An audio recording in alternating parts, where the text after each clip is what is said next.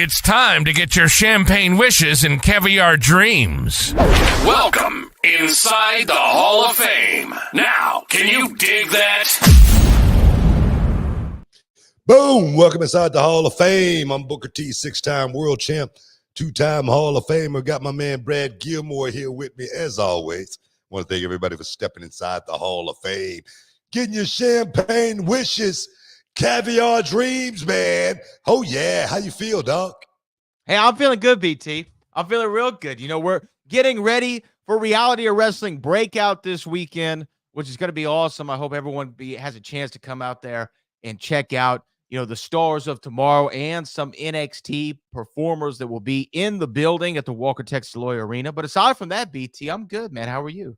Man, you hit it right on the head. Breakout. KO Dixon, a young up-and-coming superstar in WWE. I'm going to finally get my hands on him, finally get a chance to get my blueprint on this kid and then send him back. And I'm talking about when I send him back, he's going to be a monster, baby. Oh, yes. And Tatum Paxley will be making her way inside the Walker Texas Lawyer Arena on Sunday, guys. Tickets just $10. Go to realityofwrestling.com. Get your tickets now. Do it. Do it now. I do it for you. It's going to be a hell of a show. I will be there as well. Shaking hands. You know what? I'm going to be special greeter on Sunday. I'm going to make sure I'm greeting all the people, shaking hands when they come in, thanking the people for making Reality of Wrestling what it is today, because truly they are a huge part of what we have built over the last 20 years, man. 20 years in the making. Overnight success at the same time. But I just want to thank everybody for coming out on Sunday. And like I said, I'll be there shaking hands, kissing babies.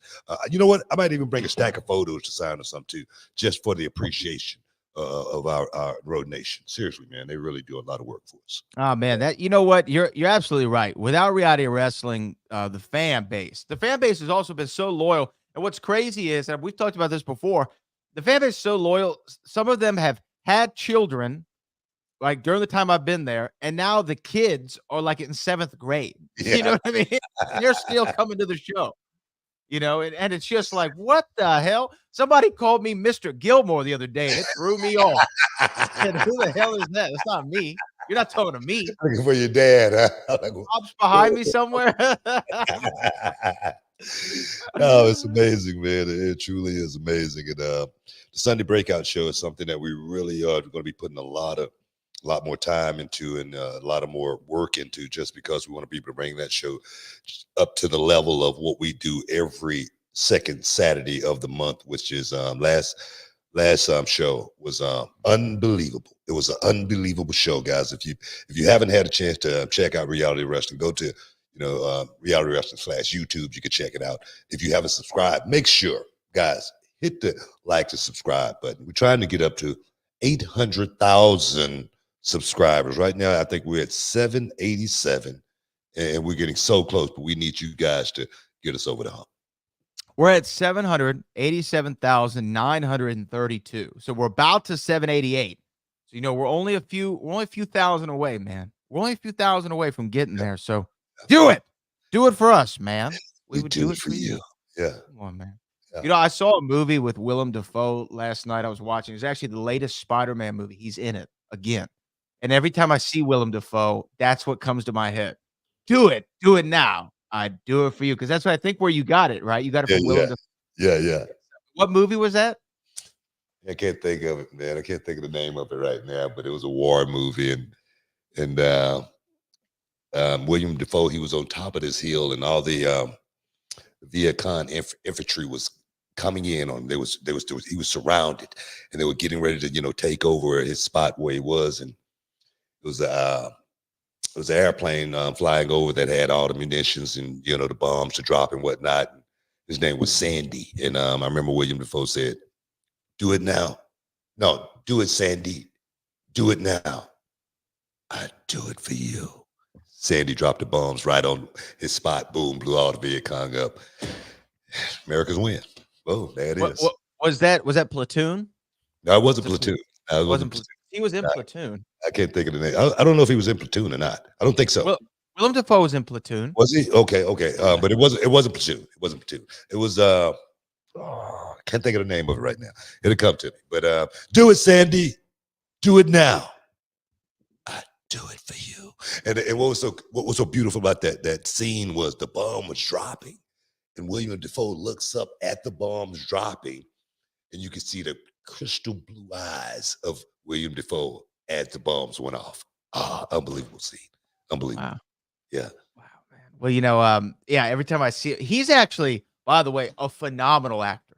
Oh, he's a great actor. I saw him in the airport. I Right. saw him in the airport one time, and he was off to the side, and I could tell he did not want to be bothered. He was totally trying to be inconspicuous, totally trying to be, hiding in plain sight. And I didn't go up to him. I didn't go say anything to him. I wanted to so bad, but I put myself in that same position in those times where I'm just really tired. I don't want to talk to anybody. I don't want to see anybody. So I try to get real small and find a corner. And that's what he was doing. So I said, nah, don't mess with him. Let him have his time. But truly one of the great actors of all times. He's so good. Now, let me ask you that on that topic.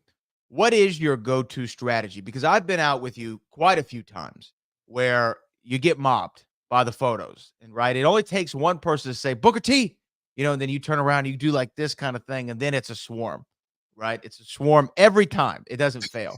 Yeah. What is your, if you are in that mindset? Because sometimes I'm sure, now I don't know this because we've never talked about it, but sometimes I'm sure you don't mind getting recognized. Sometimes it might feel a little nice. Like, hey, man, I still got the juice. Oh, yeah. But sometimes you probably don't want to get recognized. So what's your approach? Do you do the glasses and your hair tied up and maybe the hood up a little bit? I can't get away with any of that. Normally, people recognize me, no matter if I got my hair tied up, if I got shades on or whatever, they normally recognize me. I don't know. I was in California one day and I was walking down the sidewalk, the truck all the way on this other side of the street. I had this thing on my head right now. I had my shades on. The guy goes, Booker T. And I go, what the hell? I didn't recognize. So I don't know if I just got a recognizable face or what, but my thing is, if that does happen, it's never my moment. It's always their moment. I'm going to make sure they have a hell of a moment. I'm never going to, I don't care how upset I am or what I'm going through. I'm never going to let them know it at that time, just because, like I say, it's a moment for them that they're going to remember perhaps for the rest of their lives. I remember I was in Orlando, Florida, and I was stranded. It was spring break week, and all the flights that got canceled. My flight was canceled. I was going to stay in the airport till the next day if I was to get a flight out or go catch a hotel or whatever. And I remember this group of kids, man. I don't know, it might have been 20 of them. And one of them recognized me, and he was like, man, Booker T, man, what's going on? And everybody went crazy. All these kids, man, they came over, they wanted to take pictures with me. And I swear, man, I smiled, I was a high five, and we was doing everything, And I finished taking photos with them, and I sit back in my seat. And I just sit there, and I just, man, because I'm thinking about not being able to get out. And one of the ladies working at the desk, she came over and she goes, Mr. Huffman. I go, yes, ma'am. She goes, the next flight, I got you out and I put you in first class just because of what I just saw. After all you've been going through, you had the patience to deal with all of those kids, and this is the least I could do is get you out of here. And bam. I was like, thank you so much. But that's the way things happen. Karma is a monster, So I take it in stride, and whatever happens, happens. And I just happened to get out that day and get home. That's amazing. So here's my other question, just to follow up on that out of curiosity.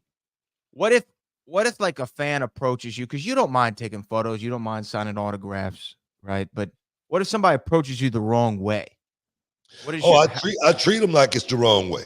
It's just like I mean, just to give you a story, me and my wife, we was at Dave and Buster's one time, right? Long time ago. And this guy came in and his family, and they sat down, they recognized me, and they sat down, they ate their food. And on the way out, our food was just coming as they were leaving. And I had just cut into my steak, and I just took a bite out of it. And the guy said, "Hey man, you mind if we take a picture?" And I said, "Excuse me, bro." I said, "I'm eating right now, man. If you can catch me after I'm eating, And he goes, "Man, come on, man. You don't have to be an asshole about it." Excuse my language. Make sure you edit that. And I went off on him so bad. And one thing I said, I go, "Man, did I F with you when you was eating?" When you was eating. Did I do that? Did I mess with you when you was eating? He goes, I just ran him up out of there because I'm human. I'm human just like you are. And if I have to drag you through the mud to let you know that I'm human, I'll do that. If you're totally disingenuous with me, I'm gonna be disingenuous with you. That's just the way it is. And I think that's just me being totally real as I possibly could be. Like I said, I'm always looking to give somebody, leave someone with a moment. And sometimes that person need to be left with that moment for the rest of his life. I'm serious. You're in the Hall of Fame, man. Stick around. We'll be back in a minute. Can you dig it, sucker?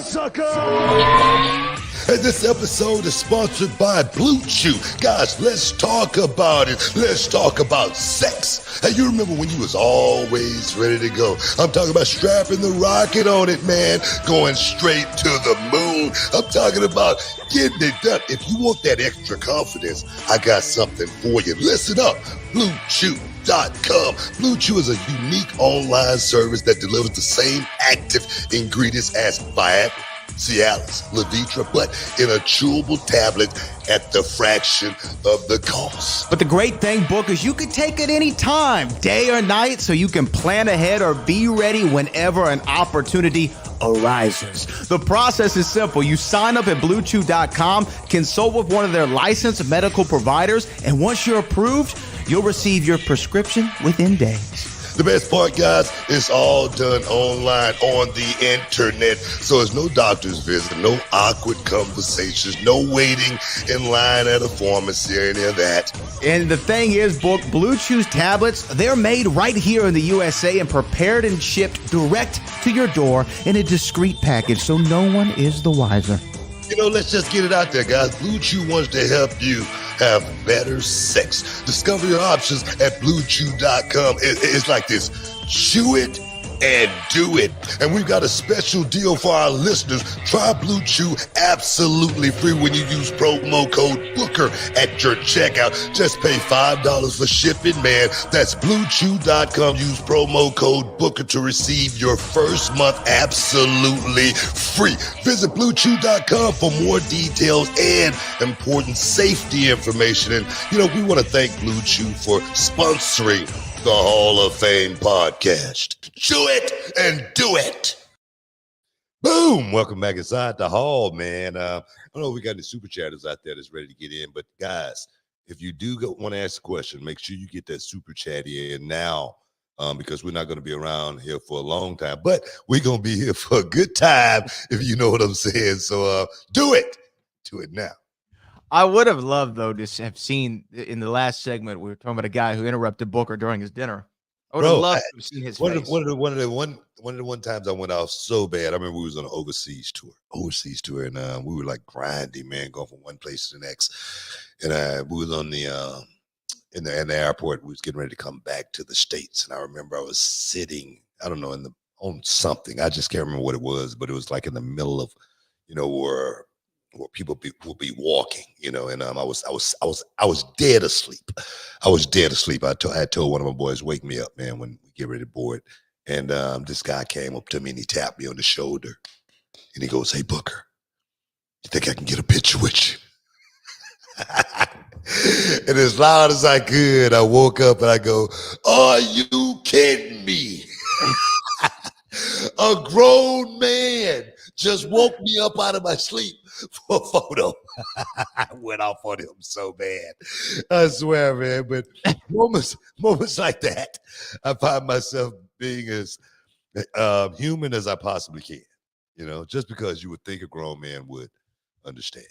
You would think. You would You think. would think. You would think. You would think. But these people, man, they're people. We do have some super chats coming in. We want to make sure that if you are in the Houston area, that you're going to come out and check out NXT Breakout, Texas City, Texas, Walker, Texas Lawyer Arena this Sunday. First 25 people gonna get an autographed photo of Booker T. First 25 through the door. So not only get there early. And I know we've already sold, like, I don't know how many tickets, but we've sold way more than that. But I'm just letting you guys know, you get there early, you might get something special. If you don't get a photo, you might get a selfie or something. So make sure you get there. I will be special guest greeter at my at the building at Walker, Texas Lawyer Arena. Make sure you guys show up Sunday, 5:00 bell time. 5:00 bell time. 5:00, baby. Don't miss out. Don't get shut out. You want to make sure that you see that live and in living color. That is this Sunday. But before we get to the super chats, because it's starting to pile up, I did want to ask you to get to the MMA tip just for a moment.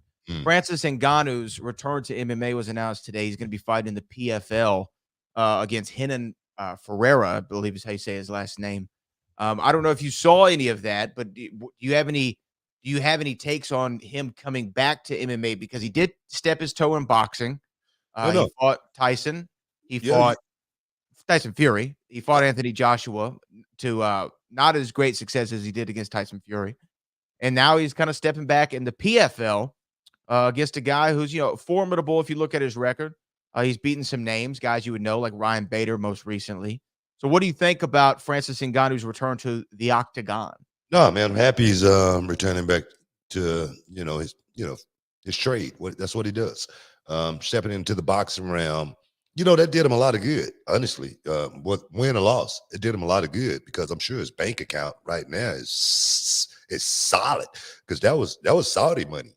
That was Saudi money, man. He made a grip during those fights. And now being back in the PFL, they paying big money in the PFL as well. So and I don't think they got a bigger name in the PFL than a Francis Ngannou. I really don't. As for star power, so I'm sure he was taken care of from that perspective as well. I was reading where Israel Adesanya was a little upset because of the UFC tried to erase Francis Ngannou from the UFC, and Dana White took full responsibility for it, said that it was something that he didn't know about. He did apologize to Izzy for that. You cannot erase what Francis Ngannou did in the short time he was there, man. He was like a comet. He came through, bang, and he did work, and you couldn't do nothing but recognize how devastating this dude was. So to see him back in the game is cool. I want to see him back in the UFC because I want to see that fight with him and John Jones. Yeah, I mean, to me, that's going to be one of the big things in MMA history. If we never get to see Francis Ngannou back in the UFC and fight John Jones, that's gonna be big money that was just left on the table. Yeah, it'd be huge money left on the table. I mean, the only person that you really, Stipe Miocic, that's a good matchup, but I would love to see Francis versus John Jones. That would be a monster fight right there. Well, remember, he did fight Stipe during the pandemic, so that's why it's when he won the title. But it was like, remember, he knocked him out. What was it, the first or second round? Yeah. Those pandemic fights, it's weird. I almost feel like they didn't happen. You know what I mean? Like they did happen, obviously, but I almost feel like they didn't happen because the ones with no crowd, and we just could watch it. I mean, they were very interesting during the pandemic, but that 2 years just feels like it never happened. Yeah, from a wrestling perspective as well. Seriously, man, it was a hard, bro. It was a hard time for everybody, especially my kids. Well, yeah, they're in school. But let me as I'm pulling up Francis' record. Okay, look at this. Curtis Blades beat him in 1 round, knockout. 45 seconds of the first round. Then he fought Cain Velasquez, knocked him out in the first round, 26 seconds. Junior Dos Santos knocked him out first round, 1 minute and 11 seconds. Then he fought Rosenstruck, knocked him out in the first round, 20 seconds. Stipe Miocic fought him in the second round, knocked him out in 52 seconds at the second round. And then he fought Cyril Gane to 5 rounds, it went the distance. But very few of his fights ever went the distance. Yeah. Very few. I think only 3 maybe on his entire record ever went the distance. I think if he would have fought Cyril Gane twice, it would have been a totally different fight the second time. He would have beat him up. I think the first time. I think the first fight he was just leery of Cyril Gane, and Cyril was a guy who was on the come up. And you really didn't know a whole lot about him, but you knew he was good.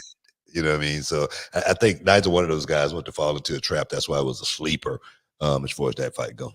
Yeah, and probably, and I have a lot of love for Francis and for Derek Lewis, but after Francis's first fight with Stipe, where it went the distance and he lost, that fight that he had with Derek Lewis is probably one of the most hyped and then worst fights. Just let me tell you, bro. You know what it is though? It's sucking it up to go out there and do that over and over again. Getting that knockout is one thing, all right, but putting yourself in position to be knocked out is hard, man. And these fighters, we talk about it all the time. There's levels to the game. So you get up to this level of fighter, you're going to be a little bit more cautious as you were fighting a guy a level below. So I think that's what it is with Francis Ngannou. He got weary of wondering, man, I bet that if I step into something, all of this could come crumbling down in one night. So I get it. Let's walk away with the W. That's true. So I mean, I'm not saying I overly blame him, but those fights, that fight against Derek Lewis was not the most fun thing to watch. Well, we do have super chats to get to. We're excited to see Francis back in the octagon here coming up with the PFL, but we do have some super chats to get to. Booker, are you ready for to go to him? Yeah, let's do it. Super chat. First one comes from John JID 999. Obafemi has Mid-South Hacksaw Duggan feel. He's flames. I like the analogy there. I said Obafemi could work in the 80s. He could work in the 90s, the 2000s, the present right now, 2024, as well as the future. He's a guy that's going to be, looked at as, one of these guys that could go out there and look the part no matter what era. And then he goes out and play the part no matter what era. And it's not anything that he does fancy. He ain't jumping over the top rope. He ain't turning a backflip or anything like that. I've said it once. I said 1,000 times. If you can go out there and beat someone up very, very poetically, man, you could make some money in this business. And that's what Obafemi is. All man, no bread, no water, just meat. So for me, I agree 100%. Yeah, I love Obafemi. Let me tell you right now. Let's go back to the Hacksaw Jim Duggan before he was that. Go back to the real Hacksaw Jim Duggan that came out and beat you up back in the Mid-South days. Right. Hacksaw. Hacksaw is kind of like the, in some ways similar to the Bushwhackers, right? When he came to WWF, he was a little bit more character-y. When he was in Mid-South and some of the other territories, he was badass because the Bushwhackers were the sheep herders. Ask the Bushwhackers where they made the most money, though. Doing this. Licking people's heads. Exactly. So how many of them boys you think WWE sold? Quite a bit. Exactly my point. I know we have to go to break soon, but to me, that's the key. Like if some guys probably know I'm not going to be at the top of the card, right? I mean, just, anything could happen, but maybe you're self-aware, realize maybe I'm not going to be at the top of the card. If you can find out a hacksaw, honky-tonk man, or bushwhacker type gimmick, that's like the second best thing to working in the main event, right? Because you'll be there forever. Well, you got to know how to keep yourself in the game. You said it exactly right. Charge the animal steel. You know what I mean? We got to take a break. Stick around. You're in the Hall of Fame. We'll be back in a minute. Hey everybody, Brad Gilmore here with the one and only Booker T, and today we're not just talking about wrestling, we're talking about something that's changed the game for both of us personally, and that's Mando Whole Body Deodorant. Yeah, that's right, Brad. You know, the most valuable thing in the world could be that #1 draft pick or home field advantage throughout the playoffs. But you know what's second? Time. Absolutely, Book. And let me tell you, managing body odor, that used to eat up a lot of time. Always worrying about it, especially around midday, but not anymore since we started using Mando. Yeah, but tell them why, Brad. Well, Mando isn't like those other deodorants that just mask the odor with heavy fragrances. Mando stops odor at the source. It blocks bacteria on your skin from breaking down sweat, which, by the way, is what really causes that BO. And it's clinically proven to control that odor for up to 72 hours. Now that's long lasting, man. It really frees up so much time since switching to Mando. I've even perfected my half-court shot, believe it or not.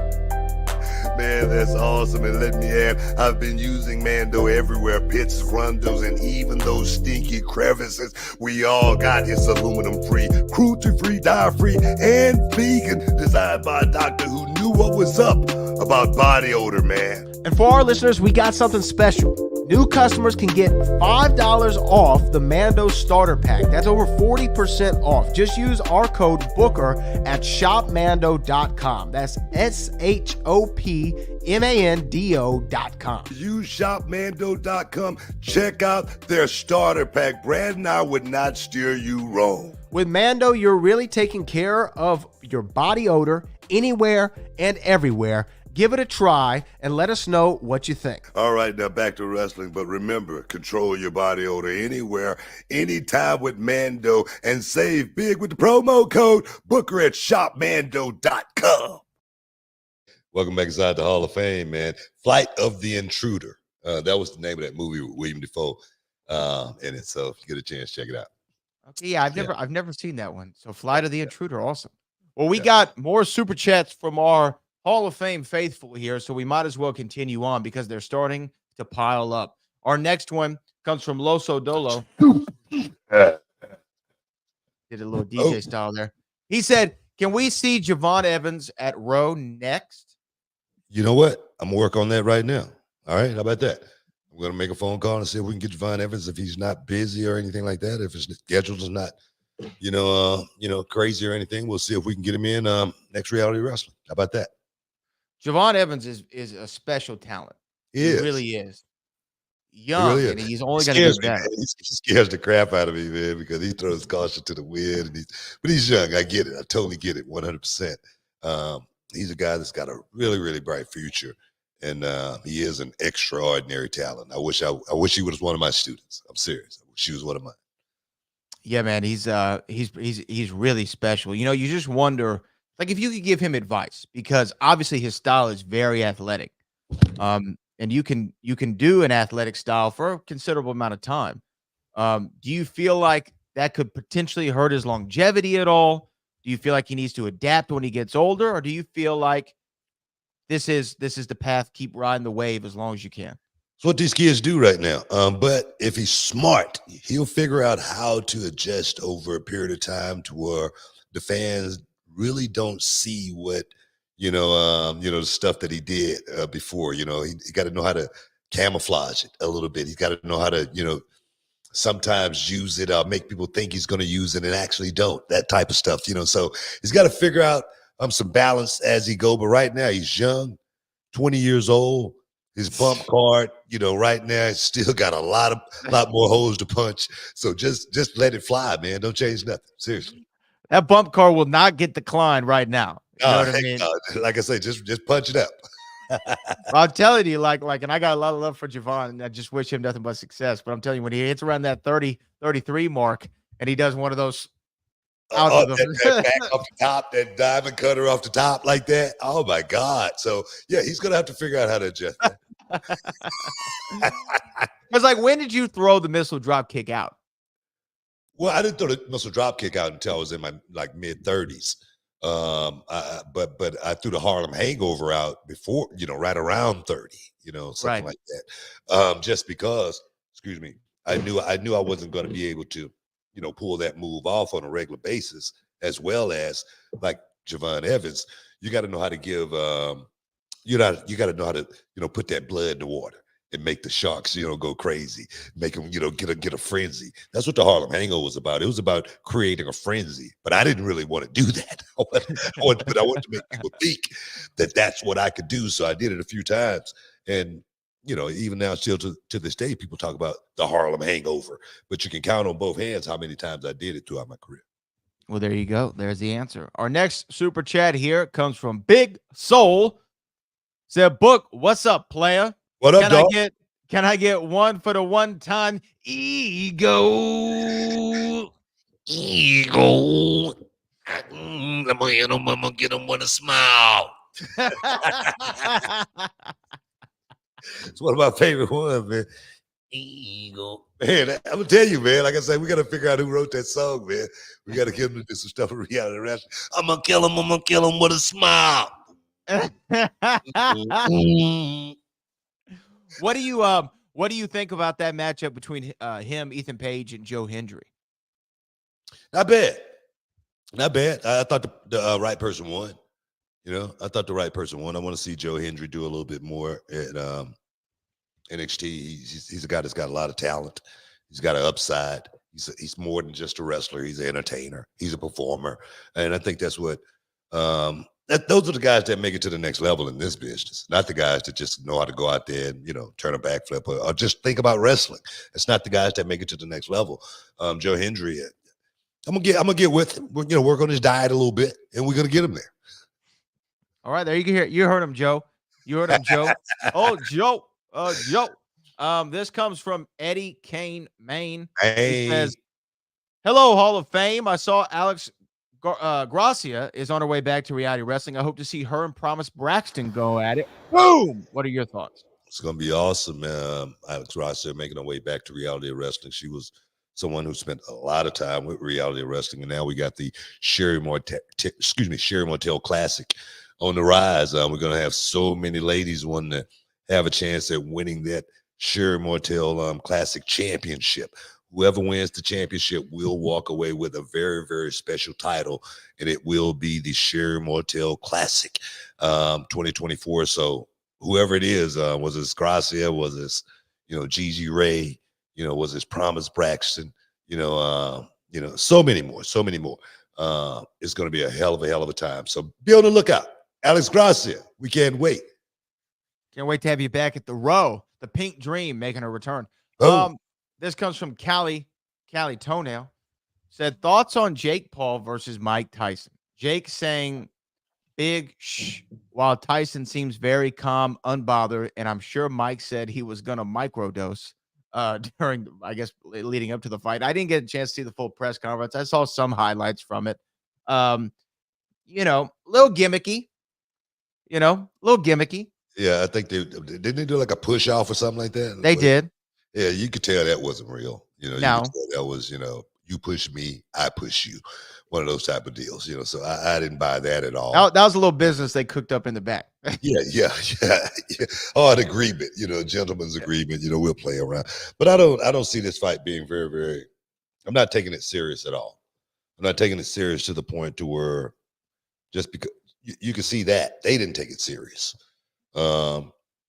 I don't know what's going to happen in this fight. I don't know if I don't want to say rigged or fake or phony or anything like that, but I just can't see this being a legitimate contest. Let's just say that. Well, we're a couple months away from it. You're telling me Jake Paul is going to go out and fight Mike Tyson just like he's fought all the rest of these guys? I don't see that, man. I don't see that. I don't see that at all. And I don't see Mike Tyson. I love Mike Tyson, but Father Time has, caught up with just about every one of us. It's just part of the game. I can't see myself going out there at 59 right now. Just say, for instance, going out there, throw out one of the young names. You mean in wrestling? Yeah. Ethan Page. Ethan Page. It ain't happening. It runs circles around me. I'm serious. My footing is not the same. My balance is not the same. My quickness It's not. Come on. And the thing is, I haven't stopped working out. I'm in the gym every week. Right. I'm still training on a regular basis. It's not that. It's just Father Time waits for no man. Bottom line. That bottom line. Bottom line. You know what I mean? And for me, I love Mike. You know, how can you not love Mike? Even young kids who weren't even alive the last time Mike fought love Mike Tyson. You know, he's become a part of American pop culture history, you know? Yeah. But I don't know. I don't want to see this one. I don't want to see it. I don't want to see it. I really do. Now, but let me be on the record. If Mike goes out there and knocks Jake Paul out, you better believe I'm gonna be here on Monday talking about my guy Mike Tyson. He's still got it. If Mike go out there and do it, I'm gonna be happy. I'm gonna be so happy. One of the happiest people you ever see in your lives. But it's not something I want to have to experience if I don't have to. I feel that 110%. I feel that too.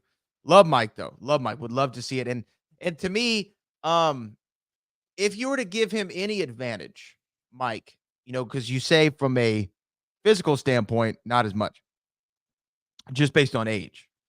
But do you give him the veteran's advantage of the know-how, the IQ, setting Jake Paul up? Yeah.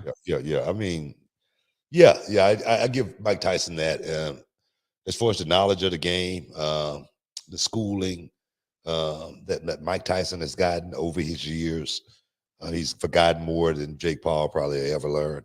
Right. But it's just one of those things to where I just wonder where Mike Tyson's timing is going to be as far as where his stamina is going to be.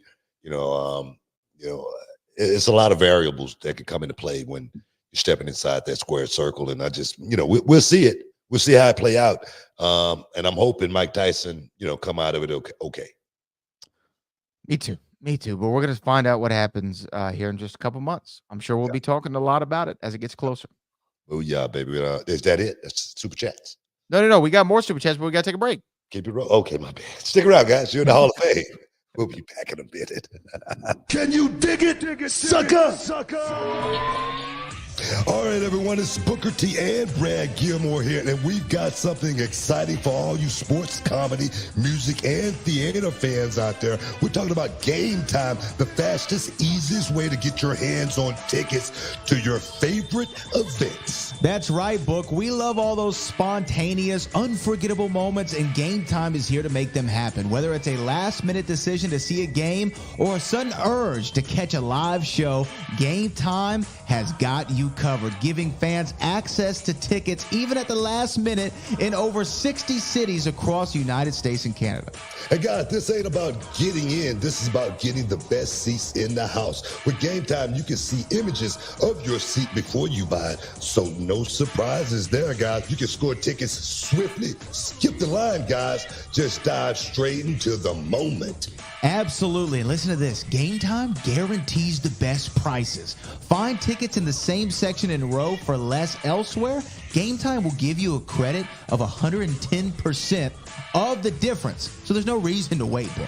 So whether it's the thrill of the game, the laughter of the comedy, the rhythm of the music, or the drama of the theater, guys, don't let the opportunity skip by. Choose Game Time. Grab your tickets and just enjoy the moment. Live should be spontaneous, Book. So guys, don't miss out. Check out Game Time now on their app or at gametime.co. That's gametime.co. Take the guesswork out of buying tickets with Game Time. Just download the Game Time app, create an account, and use the code BOOKER for $20 off your first purchase. Terms apply. Lowest price. Guarantee. Oh, yes. Boom. Welcome back inside the Hall of Fame. Got any more super chatters, man? Let's keep them rolling. Yes, we do have more super chatters, and this is our last segment, guys. So if you have anything that you want to get in and ask, do it now. Do it, because we're going to do it for you. This comes from Through the Fire podcast. Through the Fire podcast.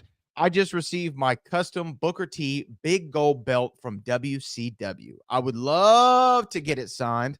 As a grown black man now, when Harlem Heat burst on the screen when I was a teenager, that was something special for me. So how does he Oh, get it signed? I don't know, man. I'm sure I'm going to be coming through. What town is he hitting us He from? You didn't know, say. He didn't say. uh, sure I'm going to be coming through catch me at a convention or the show or come to Reality Wrestling. I'm not sure, but I will sign it as soon as I see it. No problem. Let's just say that. Well, yeah. Hey, look, come to Let us reality know, wrestling. yeah, let us know where you're coming from. If you're anywhere near the city, come out to Reality Wrestling on every second Saturday. We do shows and we do a Sunday show as well every month. The next one's going to be this weekend. So if you're anywhere in the surrounding area of 9300 Emmett F. Lowry Expressway out in Texas City, come hit me up. Through the Fire, man. Through the Fire Oh, podcast. Shout out to y'all. You know what? Real quick on that.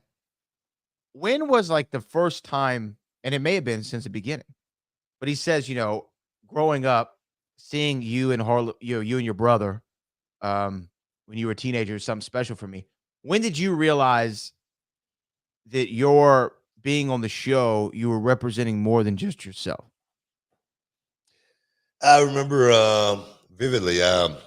We used to go to this park all the time back in the day, right off of MLK Boulevard, McGregor Park. McGregor, yeah. Shout out McGregor Park, baby. We used to be there every Sunday, man. Me and my cousin friend, my homie Wendell and Terry, and it was just one of the things, man. We loved it, and I remember after I started wrestling and I got in WCW. I don't know. I went to McGregor Park one Sunday. I don't know. I don't know. I just was, going back. I was in Houston. I said, let me go to hang out at McGregor Park. And this kid came up to me and he recognized me and he said, man, I want to be like you when I grow up. And I go, wow. And, I remember growing up in that park, man. I remember being down every Sunday for as long as I can remember as a teenager, it was just the party thing. And then to run into a kid one day after I knew what dirt I had, created in the city, and was trying to clean it up. And then to have a kid look at me and say, man, I want to be like you when I grow up. It was pretty eye-opening. It was a surreal moment. And it was an eye-opening moment. Yeah, seriously. And like when you and your brother were on the road, I know y'all were heels on TV for a long time. And you were faces at one point too. But when you were on the road, would you run into people in the towns who would be like, hey man, thank y'all for representing? Oh yeah. Oh, it's been like that since day one. People have really praised what we have done. Even now, like some of the wrestlers, they come up to me. It's like Wesley. He came up to me one day and he said, "Book, I just really want to give you your flowers, man." He said, "I just want to say this to you," and I was like, "Wow!" It was a surreal moment. Just to know that I did touch some of these young guys coming up from that perspective. I knew what I was doing, but when they acknowledge it, I think that's when you really feel it. Yeah. Yeah. And I can only imagine Harlem Heat too was so different when y'all came out. There was nothing like Harlem Heat on television anywhere, and for y'all to be in such a prominent position from pretty much the debut in the company through your whole run. Yeah, but Awesome. we took that, man. They didn't give it to us. We took it. Yeah. And that's why we were so unique. That's why my brother and I were so unique. We didn't sit back and wait on somebody to call our name. We just went out and just did it. And we recognized that even before Sherry was with us, because we first got in WCW, going on those overseas tours, man, working with everybody and, getting our butts kicked every night. But we didn't care. We didn't care. We still would act like we won. We let the baby faces leave, and then we would still get up and raise our hands like we still won the match, and the crowd would go crazy. And so it was nothing. We knew what we were doing. And then when they put Sherry Montel with us, man, our legitimizer, everything was like, peaches and cream. It was roses from that point on. Yeah, man. Shout out to Harlem Heat. Shout out to Stevie Ray. Shout out to Sherry Montel Classic as well. Shout out to Big Stevie. We need to get him on the show and do something with him. Yeah, man. Yeah, man. Would love to. Virgil Dawkins says, had you not become world champion in WCW, would Ron Simmons have been the only black champion ever? And do you think it changed how blacks were treated in the locker room? That's what makes you the GOAT. Well, in WCW, he would have been the only black world champion. If Well, not for in you. WCW, if I wouldn't have won, he would have been the only black champion in WCW. There was nobody else after Ron Simmons. I mean, I don't think so. I could be wrong. But I don't remember anybody. I don't think so. Yeah. But what's the second part of that question? He said, "Do you think it changed? I guess your win or Ron's win. I'm not sure which one he's referring to. Changed how black wrestlers were treated in the locker room." Yeah, well, I wouldn't necessarily think so. Ron was treated a certain way because he was a man. All right, Ron won the World Heavyweight Championship because he was a man. Yeah, he wasn't somebody that was very, very shy.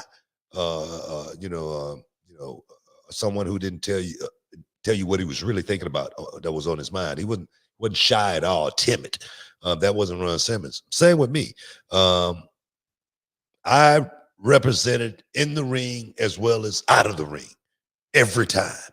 I always say, my worst moment on television was saying the N-word because I thought I let so many of my people down.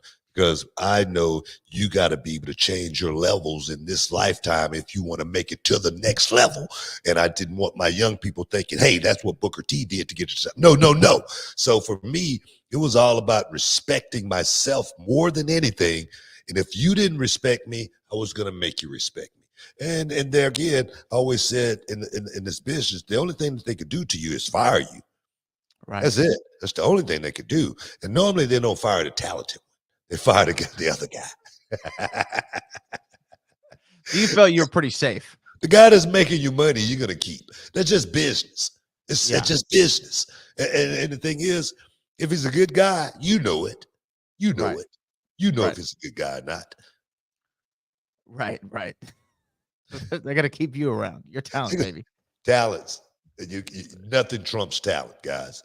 That's the only thing that's going to put you in GOAT status is talent. That's it. Facts. Let's go to our next one. We have two more here before we get out of here. Virgil Dawkins, back to back, says, when we talk about multi-time champions like John Cena and Ric Flair, why is it only WWE and WCW title wins that are counted and not places like the NWA, TNA, ECW, Ring of Honor? Well, Diva and I, we've had this conversation for many, many years, and I'm glad you bring it up, Virgil. I'm glad you bring it up. NWA, ECW, ROH, as far as I'm concerned, and it's just me, they're all regional titles, okay? They're not world titles. I know I'm going to get some flack from Devon on that. You are? Because I told him I'd never say it, but I'm not saying it to him. I'm saying it to Virgil. Those are regional titles. All those titles the Dudleys won, you can scratch them off the list. Okay? So I'm just throwing it out there. I'm just being straight up. Well, I mean, in all honesty, I mean, if you were an NWA champion, To kill me, man. he's going to destroy you. If you were an NWA champion prior to NWA kind of forming with WCW, I would say, yeah, that's a world title. If it was the NWA championship, and maybe Look, even if it was the NWA championship in 1985, I would say it was the world title. Okay? What about in 2005? No. Yeah. Come on. What has NWA done in the last 20 years, 30 years? 30 years. Just What kind of why existed in name only. Why is ROH a world title? Why was ECW the world championship?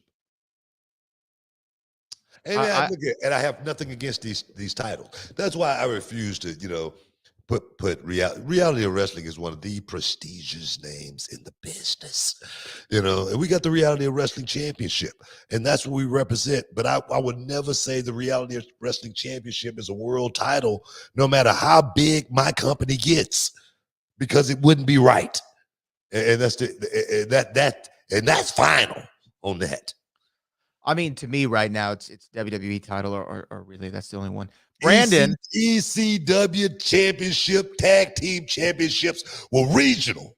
That was a Philly territory.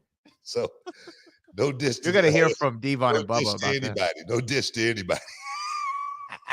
Okay, real quick, last one of the day. Brandon says, which run did you like better, mid-2000s to early 2001 People's Champ Booker T, or 06 to 07 King Booker? I personally like the 2000 through 01 the best. Well, I like 93 to 98. Okay. But 06, 07 King Booker, nothing was finer. Nothing was finer than King Booker. I know we're running short on time, but real quick, why'd you say 93 to 98? Why was that your? That was my breakout moment, man. That's Yeah. that's when, everything was like bright Adderall, like, you know what I'm saying? It was everything was like fast paced. And it was a time in my life that I never dreamt of. And I was right in the middle of it. Wow, beautifully said. And Yeah. this is the mustache and the high top. Yeah, man. This is the Ernie Hudson face. It's the Eddie Murphy. It's the Eddie Murphy. The Eddie Murphy. Yeah, man. But hell of a years, man. Hell of a years. We got to get up out of here, man. I want to thank everybody for stepping inside the Hall of Fame, getting your champagne, wishes, caviar, dreams. I want to thank all you super chatters, man. Guys, make sure if you haven't subscribed to the Reality of Wrestling channel, do it. We're trying to get up to 800,000 subscribers, and we need you guys to do it. Bradley, for all the heavy lifting, as always, peace. We love you. We out.